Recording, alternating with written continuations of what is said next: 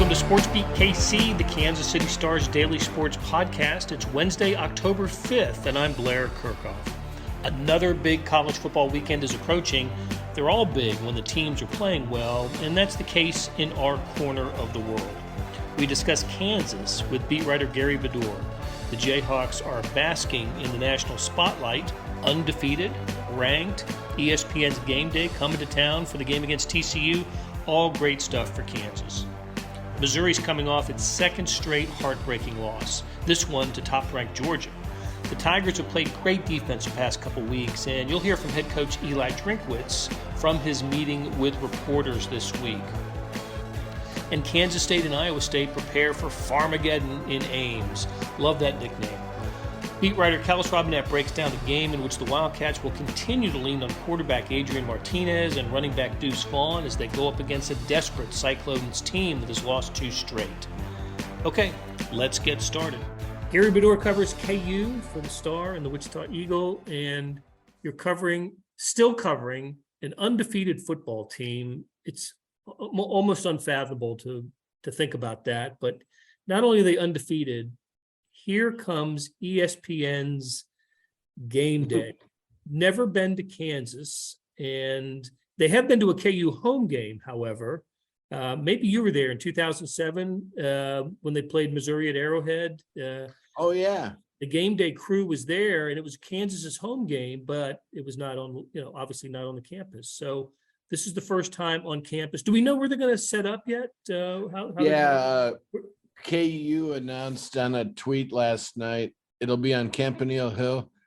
I was just writing up a little thing so people can see it on the Star website soon, but I was going to bat it out last night, but I was a little confused by the map. It's an okay map, but it's right behind the south end of Booth Memorial Stadium, and it'll be about halfway up the hill, and the Campanile and the fans should be in the shot because they'll put the cameras facing up the hill.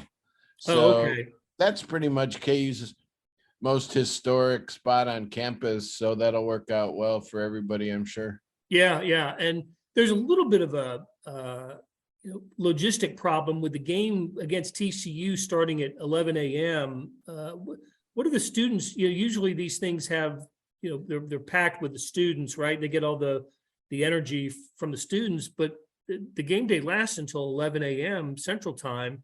So are students going to disappear from the camera and into the stadium? Because Kansas doesn't want to start a football game without students in the stands. I'm just wondering how that's going to. Oh, I think that portion outside the stadium ends about 10, and okay. Then they must have, a less intricate thing to be set up in the stadium like they do at Allen Fieldhouse when game day comes. Probably all they do is go on the floor level and sit there. So I'm pretty sure around 10 o'clock, the game day will shift into the stadium. Okay. Well, what a cool deal, though, for Kansas, isn't it, Gary? I mean, you've been to all the basketball games in which, the game day crew comes to that and the students have a great time with it. And I think it's a great thing that ESPN does to promote the sport. And the fact that they're at Kansas this week on the weekend where Texas and Oklahoma play the Red River rivalry in the Cotton Bowl, and there are other major games going on in college football. They're going to be at Kansas versus TCU. Who saw this coming? Yeah. I mean, you just couldn't see it coming, obviously. But for them, I think ESPN just figured it's just too good. You've got 2 undefeated teams. Now they're both ranked. And with Lance Leipold being an intriguing guy, just popping onto the national scene, and Jalen Daniels got off to such a great start. There's all these things that they can focus on. So not coming for the Duke game. I forget. I think that was Tennessee, Florida that week or something. Right, in Knoxville. They just probably see a good story and wanted to reward KU while they're hot. This 3-game homestand has really been perfect for KU because nobody expected them probably to sweep that 2-game road trip. And when they did, this opportunity was there for KU to make it a special season if they could stay hot. They did, and now game day's coming, and it should be great for KU again. They're just on this roll right now. Yeah, for sure. And it'll be the third straight home sellout, which Duke, Iowa State, and now TCU. Heck, they may sell out the rest of the season. Who knows? Great advertisement for the school and the program. And you're right. Game day is basically a 2-hour advertisement for the school. 3 hours. I forgot how long it's on. Maybe 3 hours. But one of the storylines that I'm sure they're gonna talk a lot about is Lance Leipold and the job he's done at KU. In addition to that, the fact that the Wisconsin job came open this week, a couple of weeks after the Nebraska job came open. And if you looked at Lance Leipold's resume, you could see that, he has, he not only is he from Wisconsin, but he coached, he was a graduate assistant at Wisconsin, and he coached at Nebraska under Frank Solich. So 2 places that he's very familiar with and, helped, create his, help shape his coaching life. Are at Nebraska, at Wisconsin. Both of those jobs are open now. It's almost like, couldn't Kansas have a year to enjoy this without having to think about, where Lance Leipold might go next? But just like a couple weeks ago, he was asked about Nebraska, and of course on Tuesday this week he was asked about Wisconsin. And what did he have to say about the latest job opening? He just said that asked about distractions of game day and jobs. If he's addressed it with the team, he said game day, yes. And then he said the other thing, he goes, he said something like, I don't spend any time talking about that.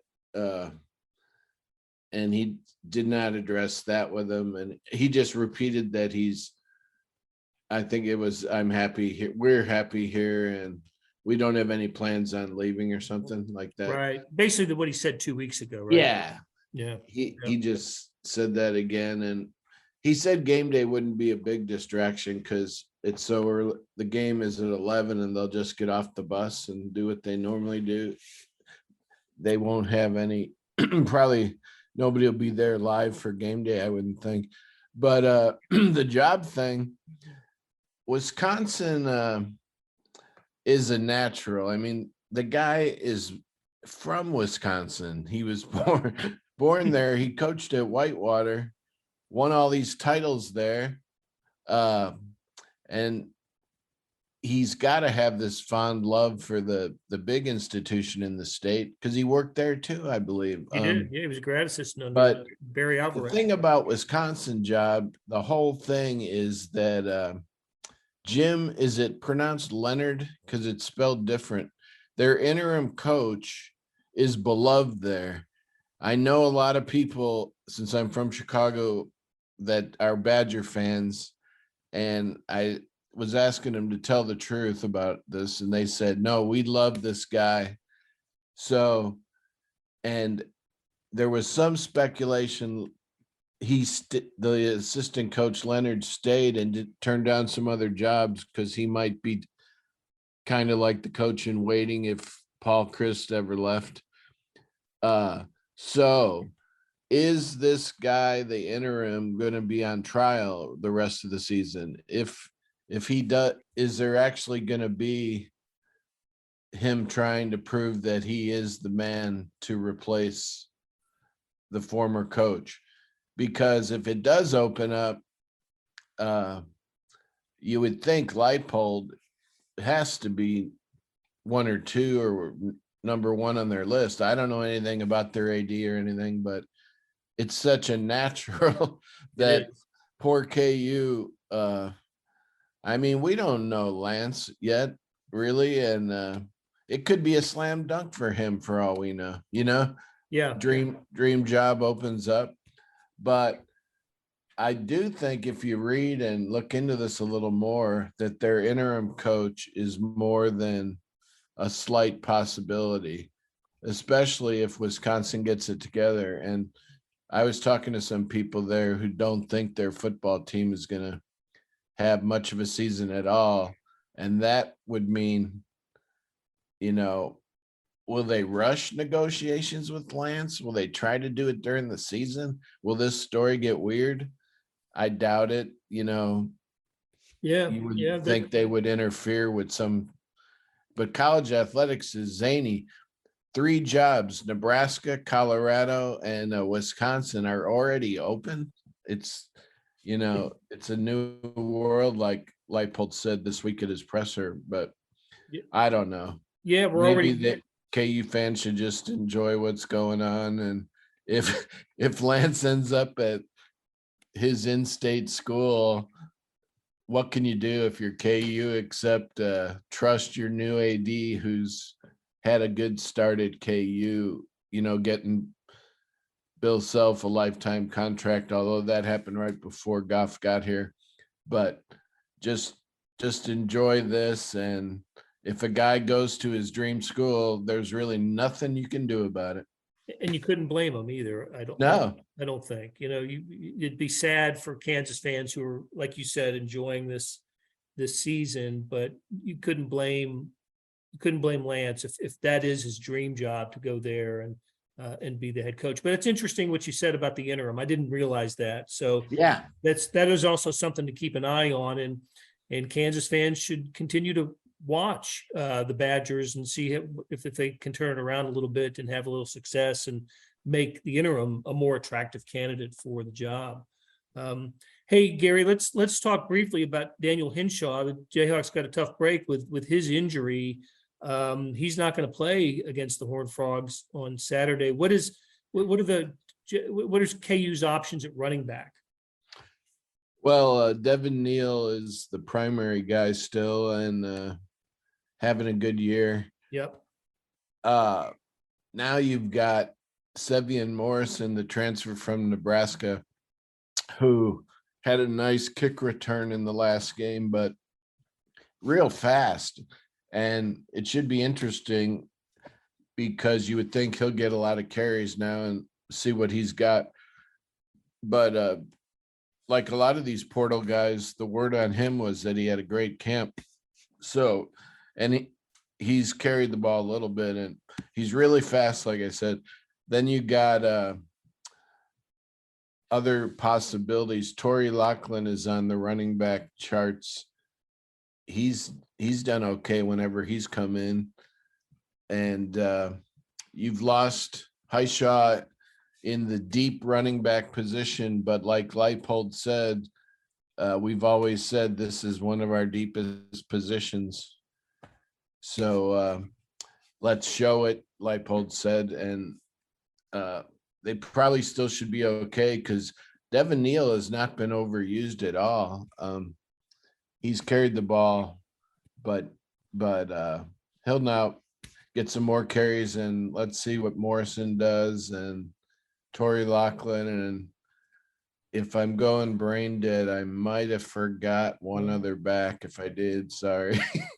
Kai Thomas, has he gotten? Kai Thomas. I'm glad you said that because that would have been huge to forget because he's had some kind of injury, maybe turf toe or something, but they don't reveal injuries anymore in college much. But anyway, Kai Thomas from Minnesota had a great year at Minnesota last year and was expected to get a lot of carries here. I think that injury has held him back a little, but he might get the carries before Sevian even. So big there. One of those two, I could see one of those two guys having a big game if KU wins. Right. Well, I think there are going to be a lot of points in this game for both teams. TCU with Max Duggan, such a good offense as they proved last week against Oklahoma. That was quite an astounding outcome, the way they handled OU. And I'm glad you corrected my pronunciation of Highshaw. I tried to give him an N that he doesn't have in his last name. So All right, Gary, let's wrap it up, and we'll talk again next week. Have fun with all the hoopla in Lawrence Yeah. on Saturday. That should be fun just to check it out and see what's going on at a KU football game. All right. Well, thank you. Hey, this is Blair. There are several ways to access the Star Sports section. Let me tell you about a couple of them. There is Sports Pass. For $12.99 a month, you get unlimited digital access to all of the Star Sports content, including beat writing, columns, features, pretty much everything we write.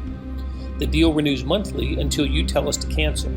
For $159.99 a year, you get everything the Star has to offer digitally, including sports and the e-edition. Go to kansascity.com and drop down to the bottom of the page where it says Start a Subscription for more information. Your support has never been more important. As always, thanks for reading and listening.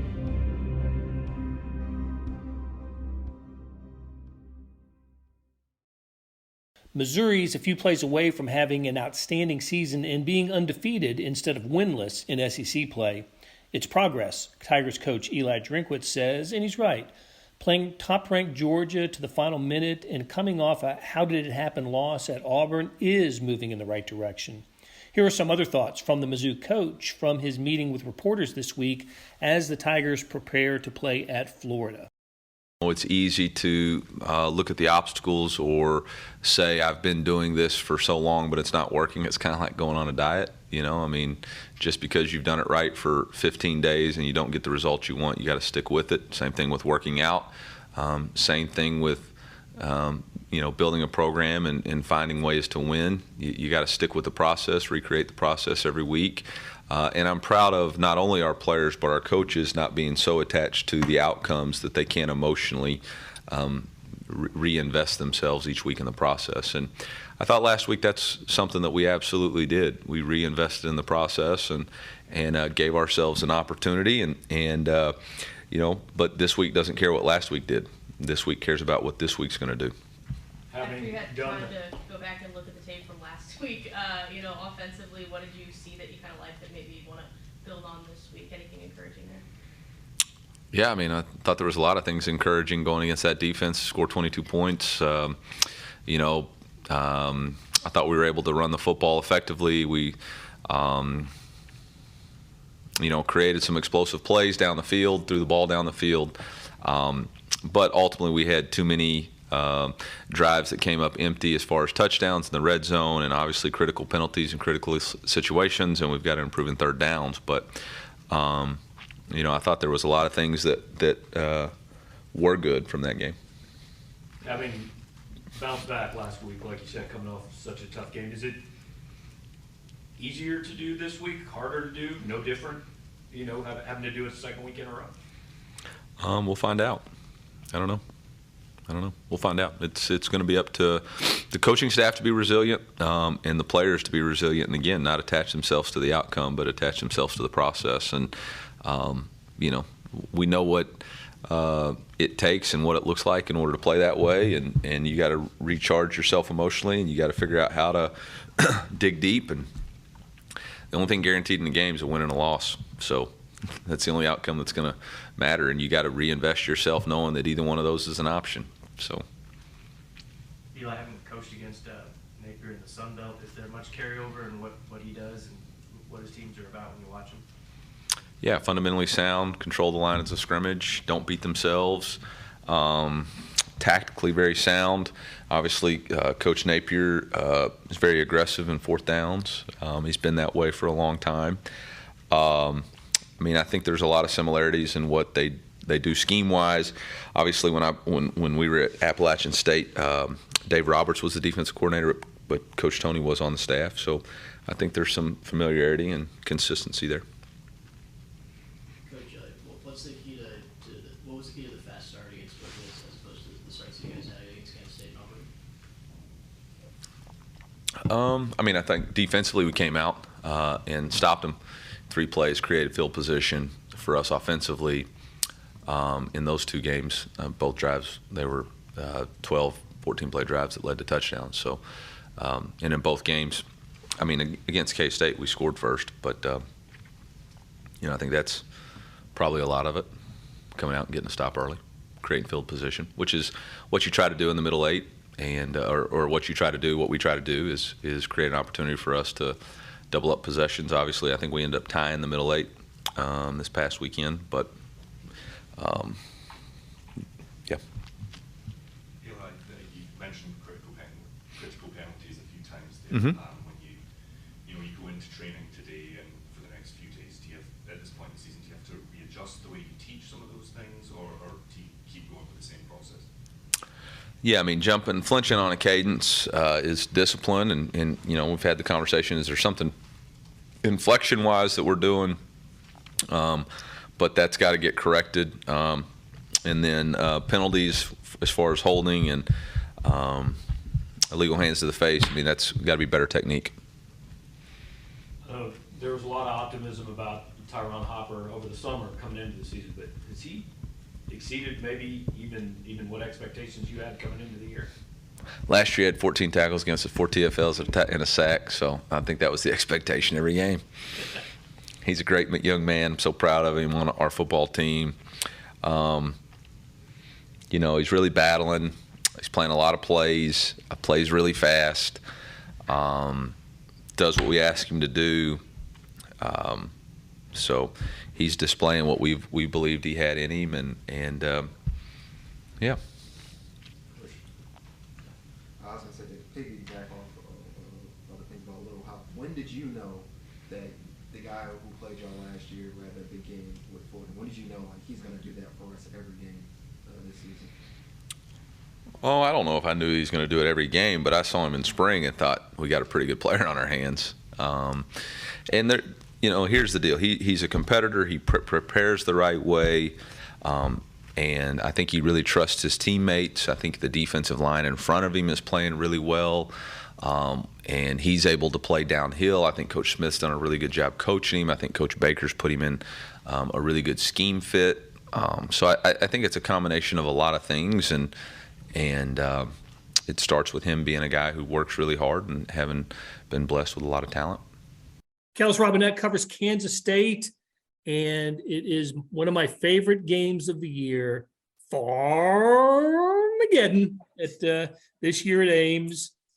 What was it first dubbed Farmageddon? Has it always been Farmageddon since you were covering it? The first time I remember it being called that was when they moved the game to Arrowhead for 2 years. I believe that was in 2009, 2010. And that was right after Kansas and Missouri played there, and they called that Armageddon at Arrowhead. And some clever K-State fans kind of used the word Armageddon, added the F to it. Farmageddon for 2 ag schools, and it's amazingly stuck ever since. Originally, I think both schools didn't kind of like the term. It was kind of deemed as a joke or whatever, but it's actually quite appropriate.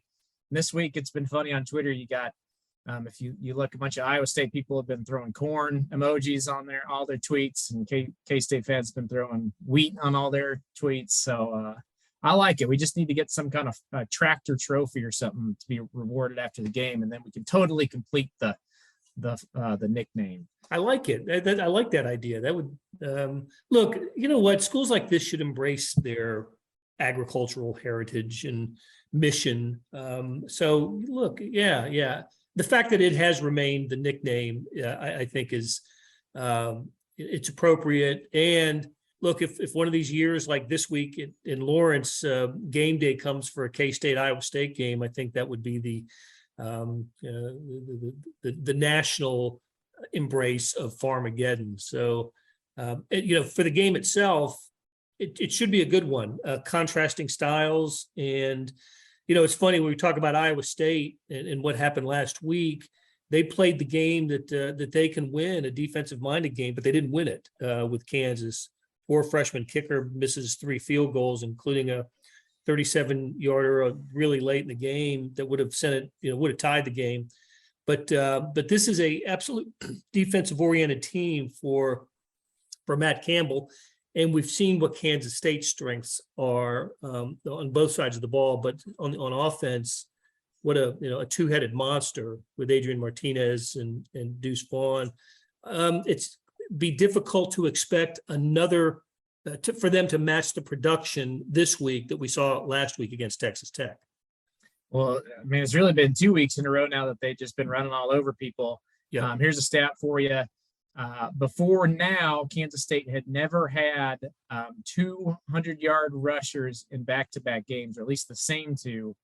And that streak was snapped this season when Adrian Martinez ran for over 100 yards against both Oklahoma and Texas Tech. Deuce Vaughn did the exact same thing.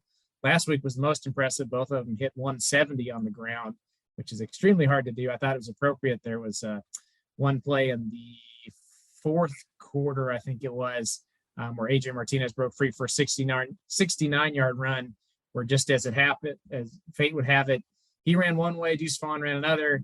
And when the play was over, both of them might as well have just been holding hands, running in the end zone way in front of everybody else.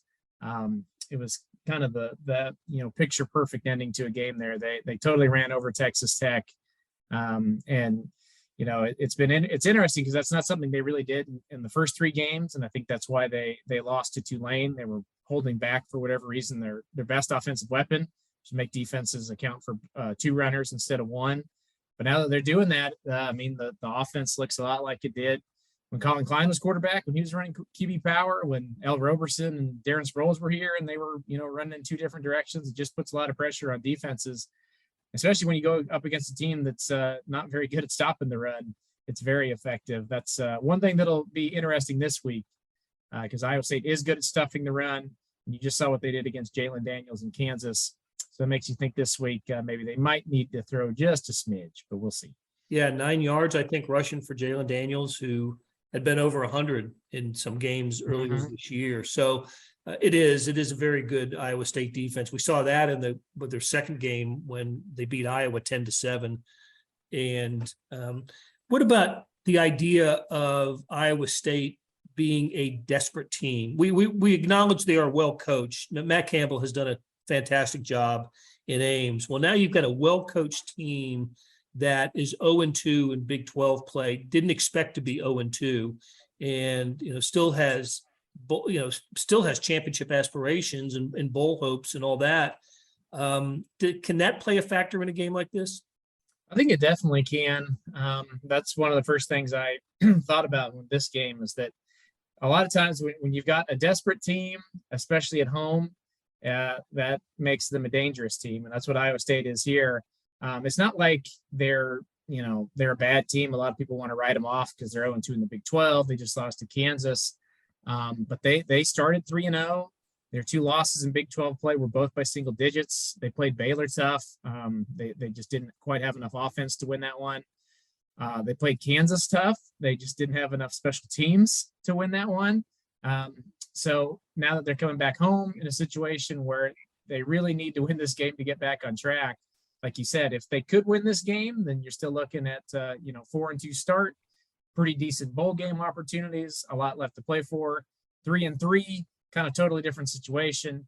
I'm not saying Matt Campbell will be in the hot seat or anything like that, but all of a sudden your season looks much less optimistic at 3-3 than it does at 4-2. So, well, one thing that they tell you to keep an eye on, especially in the NFL, is always bet on the desperate team, especially if they're at home. And I think that's why when you look at like what the Chiefs did against the Colts, even though the Chiefs, I would argue, were a much better team than the Colts were winless. They were at home. They were desperate. They absolutely had to win that game. They're not holding back anything in that situation. They find a way to win. I'm not, saying Iowa State can do the same, but you certainly have to at least apply that here. It's a must-win game for them. They're going to come out and give them their best shot. And add to that the fact that they're an underdog too in this game. All that can play into the equation. And haven't the Cyclones won the last couple of games in the series? They've won 2 in a row and 3 of the last 4. The last 2 in Ames. I don't think Kleiman has ever won there. And actually, the last time they went to Iowa State, it was just a bloodbath. The Cyclones won 45-0. Now, however, had a little bit of an asterisk next to it. That was a COVID season when K-State went there with like 1 linebacker or something. It wasn't really a fair fight. Skylar Thompson didn't play. So I don't know how much you can really read into that, but it makes you think a little bit, definitely. And that was also the Iowa State team that went on to win the Fiesta Bowl, right? Played in the Big 12 championship game and went to the Fiesta Bowl. The Big 12 race is just crazy, right? Kansas State and Kansas atop at 2-0, and Oklahoma's at the bottom at 0-2. Are you of the opinion that it is anybody's race in the Big 12? Maybe you can eliminate a West Virginia. I don't know, but the fact that so many teams are bunched. The 2-0 teams, at least one of them is one that was totally unexpected. The 0-2 team is totally unexpected. Is this the year that a 6-3 team might even play for the Big 12 championship? Yeah, I think there's a chance. And to kind of add on to what you just said there, think about this. If this doesn't show you how wide open the Big 12 race is this season, I don't know what is. Kansas State currently has better odds than Texas, and Kansas currently has better odds than Oklahoma. You've never seen that before, right? You're the dean of Big 12 and Big 8 coverage. Have you ever seen that in your days? Not even close. No. I mean, Kansas State, of course, there have been seasons for Kansas State that were the championship years, right? But not for Kansas. That's no, unfathomable, really. And listen, we're having this conversation, and all due respect to Oklahoma State, I mean, they have actually played very well. Their win at Baylor recently was as impressive an outcome as there's been in the Big 12 this year. So maybe Oklahoma State should be considered the favorite. But I know it's a big party in Lawrence this weekend, but I really like TCU in that game. TCU might be the best team in the league. They might be, and I would say of the top maybe 5 teams in the league, you could talk me into any of them. I think right now my favorites would be Oklahoma State and TCU. Oklahoma State to go on the road and win at Baylor, I think, is very impressive. That was their nemesis last year. Spencer Sanders couldn't throw a completion against this team, and now they beat them. They're out of the way. They're done with. I think that's a big win for them. I think they're the team to beat. But then after that, TCU looked great. They've looked great all season, but at the same time, Oklahoma might just be bad. I think they're going to struggle to make a bowl game with that defense. I really do. I think Kansas State is going to be in the mix. I think Texas, even though some people want to write them off, especially if they can get healthy at quarterback, I think they're still in the mix. You can't ignore that Texas outcome against Alabama. I mean, that was incredible, the way they played that day. Yeah, they got the thing about this. They got 2 losses. One was by a single point against Alabama, and the other was because they blew a fourth quarter lead at Texas Tech, and their All-American running back fumbles the ball inexplicably in overtime. So really, they're 2 plays away from being undefeated, and yet, some people just want to write them off into oblivion. I still think they're alive. I still think Baylor's alive. After that, it gets a little more wishy-washy. I mean, I'd maybe throw some couch change at Kansas to do it at the right odds, but I don't really think they're a contender. If they beat TCU, maybe we have to start taking them more seriously. But then everybody else, Oklahoma, I don't think they're going to factor into the mix. West Virginia, I would write off. Tech, I think maybe still has a slim chance, but I doubt it. But think about this. We legitimately have talked about like 5-6 teams being in the mix, and there's really no lock. So it's going to be very, very fun to watch this thing play out. No doubt about it. I wonder if at the end of the year we might see a Big 12 team with a 500 or winning overall record be left out of the bowls, because there's so many. There are going to be so many teams with good records this year, 500 or better overall, with all the success they had in the non-conference, and then the parity in league play. So something to keep. I know we're not even halfway through the season yet, but something to keep an eye on as the season unfolds. All right, Kellis, great conversation as always, and we will talk to you again next week. Always a pleasure. Thanks, Blair. That'll do it for today. Thanks to our SportsBeat KC production staff of Monty Davis, Randy Mason, George Howard, and Jeff Rosen. A tip of the cap to Gary Bedore and Kellis Robinett for sharing their college sports insights. 47 pages, that was today's morning sports edition, crammed full of stories about college football, the NFL and the Chiefs, Major League Baseball, including Aaron Judge's 62nd home run this season, and the Royals, and so much more. Go to liveedition.kansascity.com for more information. Thanks for listening, and we'll be back soon with another SportsBeat KC.